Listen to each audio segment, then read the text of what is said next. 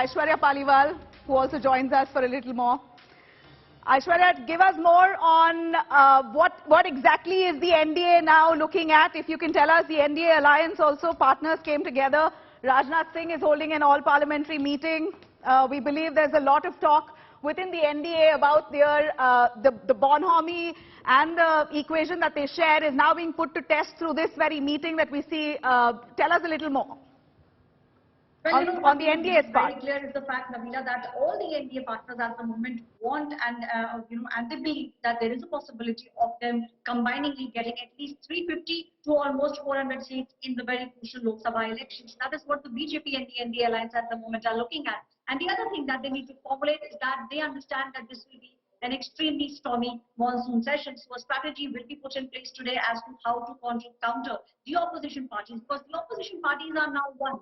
And that is what the BJP and the NDA is understanding on what all issues they need to counter the opposition parties, the Congress party specifically, all those other things that will be discussed in the meeting. And then from tomorrow, we have the beginning of the monsoon session, which will then end on the 17th of August. Navina.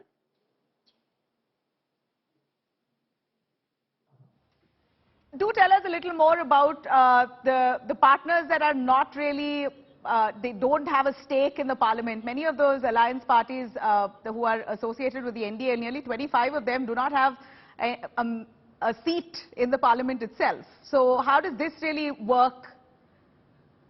How does this really work? Do tell us. All right, we have Preeti Chaudhary also joining us. Preeti, tell us a little more on the NDA's reaction to all of this. At this point, we see at least 25 of their 38 the alliance partners do not have a standing in the parliament.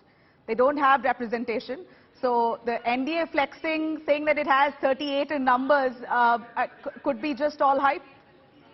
Well, all hype, not quite, Nabila, because yes, a lot of them are zero when it comes down to MLAs and MPs, but they still have those names on the board. But, if you look at it, NDA till now wasn't an NDA because the BJP didn't need its allies as much. So therefore, you had some very key members which left the ally. The oldest ally of the NDA, the Akali, had left the NDA saying that, the Bharatiya Janata Party is trying to arm twist their allies. So there's been a huge climb down from the BJP as well to understand that it needs allies on board, even if it is a small cross-section of votes that they are targeting. They do understand that many, and we are putting out that graphic there as well, that many of the 38 of the allies of the NDA have zero MLA or MP representation. So yes, of course, in terms of top leadership, big strength in terms of parties or leaders, the NDA doesn't have it. But what does the NDA have? The NDA has the leadership of Prime Minister Modi. If you do look at it, in 2019, the Bharatiya Janata Party didn't quite need its allies when it came down to winning the Lok Sabha. So the BJP could do it alone. This time around, the BJP understands that it also needs to climb down. So much to read into what the Prime Minister said yesterday with the NDA address. He somewhere down the line accepted that possibly, the BJP had sidestepped or run short many of its own allies, where he said, that in the last 9 years, if there's been any mistake on my account, please forgive me. He also went ahead and said, I see so many of you who've been trying to get possibly an audience with me, but because of security reasons, SPG reasons, I haven't been able to give you an audience. So he did also seemingly reach out to its allies. But does the BJP really need, by the basis of the 2019 numbers, need its allies on board? Not quite. On the other hand, the opposition does. If you look at these 26 political parties, of the 543 Lok Sabha seats, it has right now 144 of those. So arithmetic will matter where the India Alliance is concerned. They are going to be fighting this battle region by region, state by state. On the other hand, if you look at the NDA, they already have, if one might say, the supreme leader, and that's Narendra Modi. And they have the BJP, which is clearly the big brother of this alliance, or rather the supreme leader of this alliance. And the rest will be somewhere down the line subservient to that. So The BJP could possibly pull, is hoping to pull it in its own strength like it did in 2019, but also realizes that regional dynamics will come into play. There will be a certain anti-incumbency that will kick in. So therefore, it needs to go back and possibly resurrect the NDA. The NDA hadn't met for 2 years.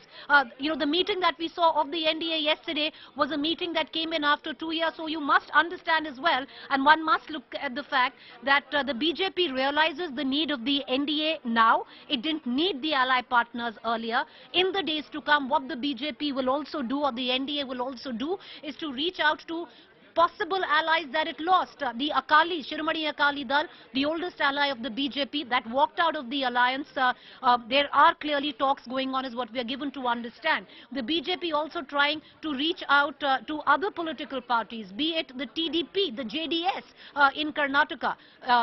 Will that reach to fruition? Time will tell. But the BJP understands that it needs that incremental vote which even these small regional players can bring in. And a big example of that is to possibly get the likes of O.P. Rajbhar back into its fold. O.P. Rajbhar had left the NDA alliance for the last UP election with the Samajwadi Party, but now is back in the fold despite, history of political commentary stands strong on this, using the foulest language for the Prime Minister, but yet welcomed back into the party fold. Primarily why? Because he represents an important OBC vote bank. On the other hand, you have Chirag Paswan of the LJP now coming back to the Bharatiya Janata Party. Why so? Because the BJP understands, even in terms of perception, it needs to play to the Dalit vote. So the BJP also recalibrating and therefore the resurrection of the NDA. And on the other hand, if you have